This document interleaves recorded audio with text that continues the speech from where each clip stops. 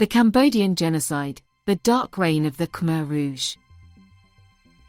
Between 1975 and 1979, Cambodia endured a nightmare under the Khmer Rouge regime.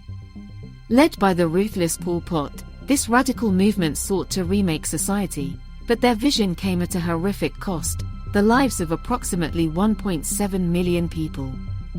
Their names and stories must not be forgotten. Imagine being stripped of everything: your home, your family, and even your identity. Under the Khmer Rouge, this unimaginable reality became life for millions. Cities emptied, intellectuals were hunted, and bare survival replaced hope. Cambodia became a vast graveyard, marked by starvation, forced labor, and mass executions. Pol Pot's Khmer Rouge aimed to create an agrarian utopia. They abolished religion, money, and even education. Cambodia was to become a society of farmers, untouched by modernity. What sounded like equality in theory, however, spiraled into systematic oppression and horrifying brutality. Urban residents were forced into the countryside to labor in rice fields for endless hours. Those seen as threats, teachers, artists, or anyone educated, were mercilessly executed. Families were torn apart, and an entire generation disappeared into the void, their voices silenced forever by a regime obsessed with control. The famous killing fields became the haunting symbol of this genocide. Thousands were brought to detention centers like Chul Sleng, where they faced unspeakable torture before being killed.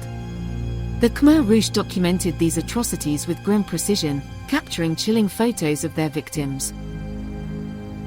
Even children were not spared, as the regime's paranoia extended to the most innocent.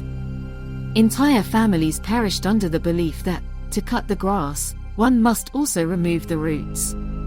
The massacre was not random, it was calculated, systematic, and utterly inhumane. The Cambodian genocide serves as a stark warning of the human cost of unchecked power, propaganda, and dehumanization.